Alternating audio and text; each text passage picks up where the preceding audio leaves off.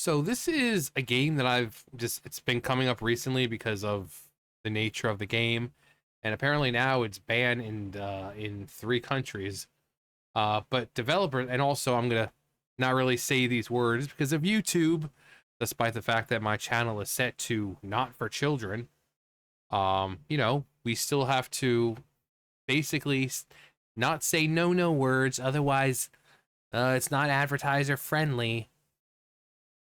But developers behind a game that promotes words that I cannot say defend it, but pull it from Steam after it was banned in 3 countries.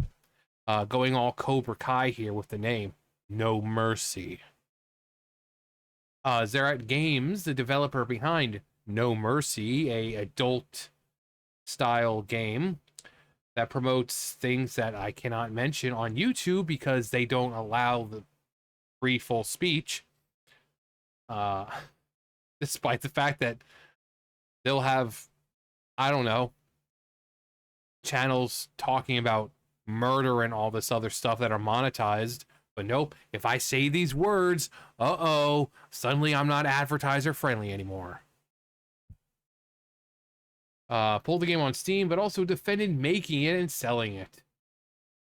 If you're unfamiliar with the game's description on Steam states, after catching your own stepmother betraying your father, you uncover the true nature of women, especially her. But she's no ordinary housewife. She's hiding a dark secret that's haunted her for years. In a lengthy post announcing that it was removing the game from Steam, the developer also revealed the game includes words I can't mention and defends them being included. First, the developer team painted themselves as victims, claiming that the people who made videos and denounced the game did so with false information about the content in the game. The developer claims that some did such extensive research that they presented graphics from a completely different game. If this is what your attempts to act in good faith look like, we deeply believe that no one will ever suffer from being wrongfully accused by you. Next, they attempted to defend the game itself by playing the "It's just fiction" card. They wrote, secondly, many people unfortunately confuse fiction with reality, attributing fabricated stories where people who play no mercy then go out on the street and commit vile acts. Unfortunately, now, it's one reason why people like politicians have blamed video games, because you will have people, mentally ill people, go out and commit these acts. It's like watching a movie or listening to certain type of music that glorifies certain type of lifestyle. Young impressionable minds or mentally ill minds take that and think that's a way to live. So I'm not saying video games or whatever cause violence, but that is taken very seriously by people who are unable to differentiate the difference between reality and fiction. We've seen it numerous times. So the left says words have power. Well, guess what? Making a game like this has influence as well. You have people who see things like Saw and stuff like that who try to reenact it in their own way. People are stupid. There are some people who are just completely out of their minds, can't tell the difference between reality and fiction, and they end up doing horrible things. So while you can make a game like this, doesn't mean you should. And especially in a day and age where this sort of thing is talked about and, in the front of everyone's mind because of terrible things that happen, why would you make a game like this? I mean, if you want to tell the story of a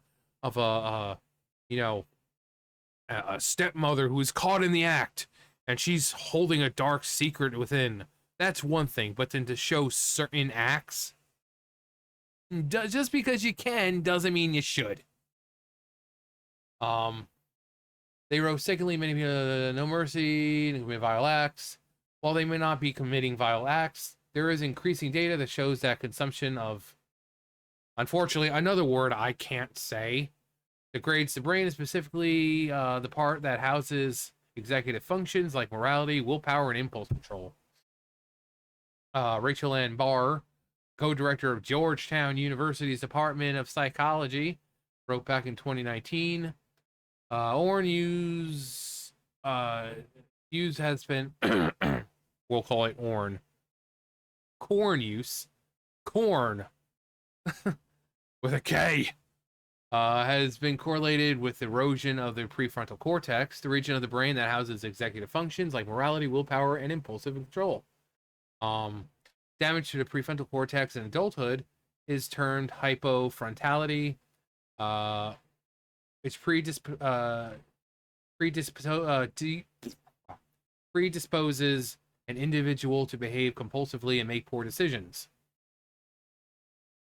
Again, when you have someone who is mentally ill or something like that, that thing, yeah. Again, just because you can do something doesn't mean you should. And that goes for anything. You know, it's like all you see, like in TV shows, people are saying, like, I don't watch TV anymore. But people are saying there's like an increasingly large amount of certain scenes in TV shows where it just shouldn't be. You know, they're trying to sit there and watch a show with their family, and suddenly it's like, for like 5 minutes. It's like, why is this needed? Is it pertinent to the plot? Is it driving character development? Or did you just want to show people raw dogging for 5 minutes? Like, what's the point? Like, just because you can show it doesn't mean you should. You know, it's like, we know people, adults, do that kind of stuff. We don't need to watch TV or movies and watch them taking a crap. We know they're going to do it. They're humans. We know we don't have to see them do it. You know, unless that crap has something to do with the plot, like, you know, like in some kind of spy film where someone tries to, off the guy while he's on the crapper. But if it's just like him going about his day and he's just there like,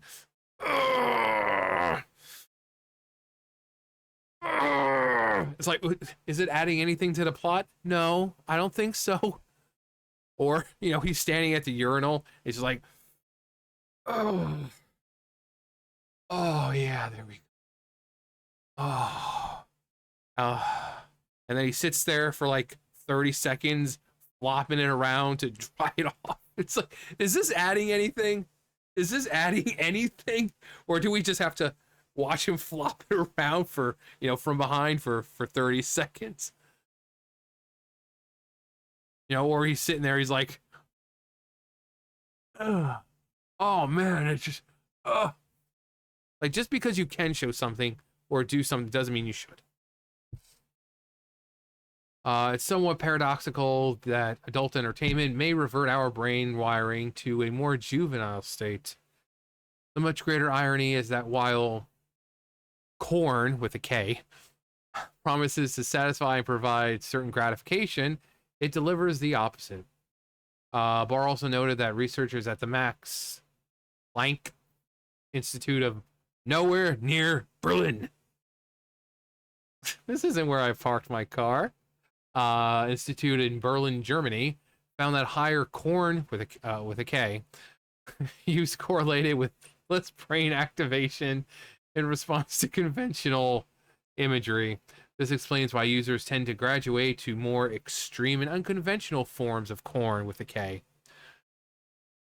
This explained certain that place analytics reveal that conventional sex is decreasingly interesting to users and is being replaced by themes like words I can't say because YouTube, despite the fact that they let channels on here talking about murder and mentioning these words, nope, they're monetized. But if I say these words, not even showing anything, nope, I get hit with ad suitability. Thank you, YouTube, because you're totally fair to everyone on your platform.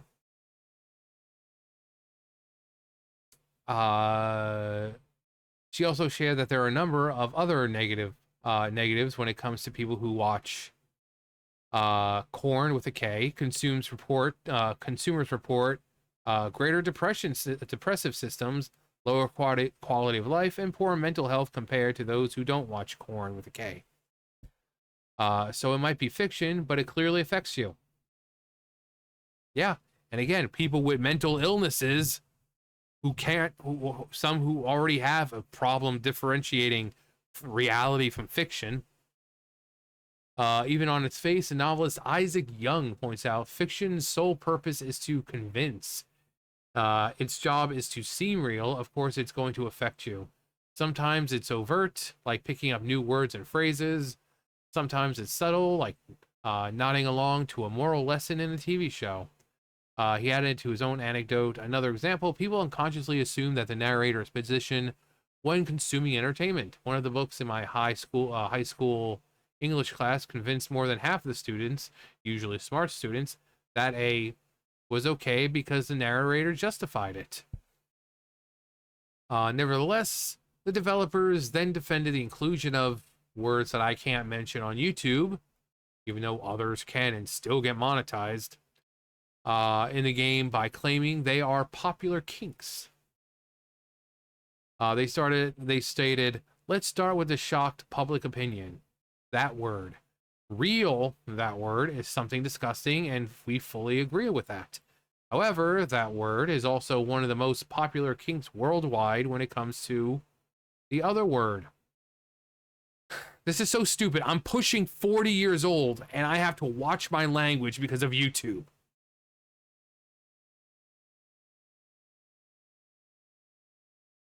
Hey, YouTube, my channel is set to not for kids, okay?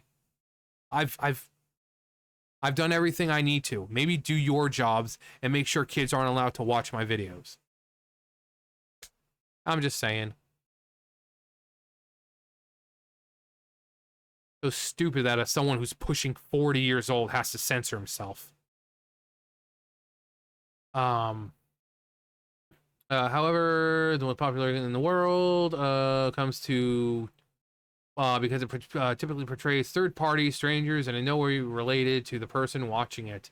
Stepmom, stepson, stepdaughter are among the most frequently searched terms, which for emotionally stable people is just role play. You know, sometimes like a married couple might spice things up in the bedroom a little bit by role playing these sort of scenarios. And she's like, oh yeah, harder, baby. Yeah, spank me harder, daddy. Oh yeah, you're my little daughter. Or get a little Joe Dirt there. You're my sister. You're my sister. I'm your sister. You know, so but people know they know it's role play. You know, they're not actually related. You know, but you know, the idea for them might give them some kind of thrill and spice things up in a marriage or a sex life that might be seemingly dull to them at that point. But again, there are some people who can't differentiate fiction from reality. As for that word, the developer stated, that word. Here also, no one wants anyone to get hurt. However, it's strongly connected with blackmail and male domination, which is also a fetish. Someone plays with their partner at home pretending to be a student or a teacher who demands these kinds of acts in exchange for a grade. Should we label them as sick and call them, check their computer and lock them in prison? I fully understand that for many people, such things may be disgusting, but during sex, people should really do what they want as long as they don't harm anyone. Consent is a bogus argument to determine whether something is moral or not. Carlo Broussard, Catholic Answers, states, consider the absurd example of Armin Muse, who butchered and ate a willing victim who responded to his internet ad. Yeah, that guy. I think if I remember, he was looking for someone to eat. Like he wanted to eat another human, and this person online was like, oh yeah, you can do it to me. I've always wanted to be eaten. So they met up at a rendezvous, and the man was dispatched and consumed. Some people dream of being consumed by someone else. um, so that someone says yes doesn't make cannibalism morally permissible. He later added, to say that consent by itself makes a behavior morally permissible is like saying a police officer's commands have normative force just because they're commands. But we know that a police officer's commands are meaningful only as much as he is allowed to make such commands given his position of authority. Similarly, our consent has moral significance only in as much as the behaviors as we authorize are already morally permissible given some moral framework. Regardless, I will reshape this world as it was meant to be. Now, the developers went on to claim that if there was not an outcry surrounding the game, many people would not have heard about it. Please consider the following. They reasoned. Please consider, would anyone who wasn't looking for such content hear about the game if it weren't for hundreds of articles, petitions, and statements from content creators? After all, if someone believed that this game shouldn't be available in their country, they could have handled it quietly. They could have reported the matter to the authorities. Meanwhile, websites using the trending topics for clicks, organizations placed links in fundraisers onto petitions, and content creators made videos that garnered more views. The results of all this were that the game suddenly went from around 1,000 visits to 100 times more in those days. Ironically, it noted that the game was blocked in 3 countries: Australia, Canada, and the UK. It then shared, "We've made the decision to withdraw. No mercy." From Steam.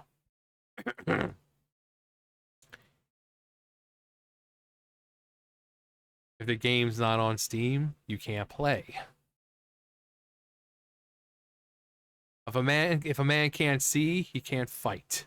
If a man can't breathe, he can't fight. The Quicksilver method. While there might have been less people playing the game without the outcry also ensured the game was blocked in Australia, Canada, and the United Kingdom, and clearly swayed the developers to remove it from Steam altogether, reducing the chances of people having access to it in the long run. If they were so confident about what it was, why bother taking it down? Even if it was banned in 3 countries. If you're so confident in your product and you think that, people are going to be able to tell the difference between reality and fiction, why pull it down? Just because they banned it in certain countries, it's not like Steam was saying, oh, well, it's banned in these countries, you have to take it down. No, they did that on their own accord. So clearly they must have known that they've done goofed. So it's a good thing that the game was pulled from Steam. It never should have been made in the first place. It was clearly made to have players engage in sin. That's the sin of spin. Spin of sin. The spin sin. The sin spin. The spin. The sinning spin. The spinning. The sinning spin. The Sin City. But yeah, unfortunately, when you have a game like that delves into such a taboo topic, you have people who cannot separate reality from fiction. We've seen it numerous times over the years between people reenacting like Grand Theft Auto or something from like the Saw movies or something like that. There are just sick people out there who either see it as a way to vent their frustrations and fulfill some kind of kink, or people who truly cannot differentiate reality from fiction. So again, just because you can do something doesn't mean you should. If it was just a game about let's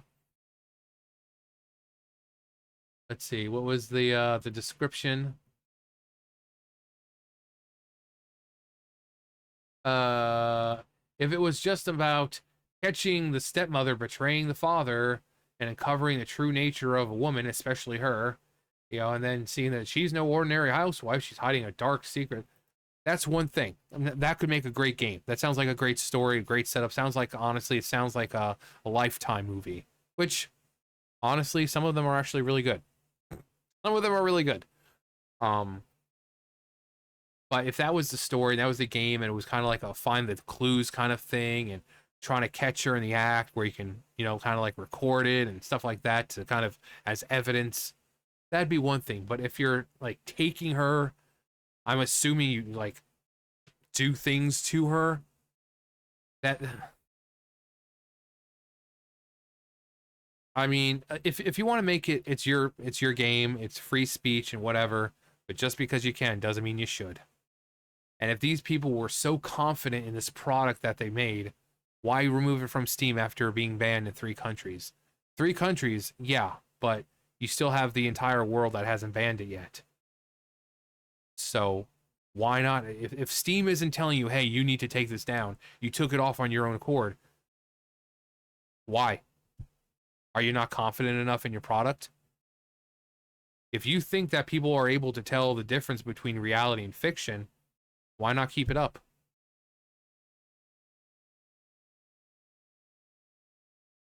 So, but whatever tickles their pickle, whatever floats their boat, you know? Um, not really surprised that company that's just so, oh yeah, we it's a game that we believe in, and people are using it. Surely they know that. No, it's like that whole idea of like the see no evil here. It's like they think it's just a certain group of people, but then they don't want to acknowledge that the other people, the ones who will take it a step further, it's kind of like stupid comparison, but like that episode of like it's like a two-parter of Degrassi with Darcy, and she's putting like the video, the pictures of herself online. And then she starts talking to a dude that she thinks is like around her age, and she's sending pictures of herself. And Spinner finds out about the page, and she's like, oh well, they're just looking at my pictures, and that's all they're doing. And he's like, that's not all they're doing, Darcy. She doesn't want to acknowledge and admit that these dudes who are seeing her pictures, this girl who's in high school, that these dudes are like to her. She doesn't want to admit that to herself, and Spinner's like, that's not all they're doing. They're not just looking at your pictures. So it's just like it's like these people, they don't want to admit or acknowledge that there are people out there who are mentally ill or whatever the case is, who might take things a step further. And that goes for any violent video game or any violent movie. There's always the possibility. Like I said, it's someone reenacting Saw or Grand Theft Auto or whatever. There's always that chance. But when you have a game that's basically one giant kink, you're opening stuff up even more. So, I mean, again, they're free to make it. They're free to make it. It doesn't affect my life. But sometimes you need to be more aware of the people who might actually be impressionable and who might take things a bit further than just playing your game. That's all I'm saying. You need to be mindful of it. Don't sit and be like, oh no, everything's fine, everything's fine. But anyway, that's going to do it for me. You guys know the drill. I'll see you guys later. Bye, guys.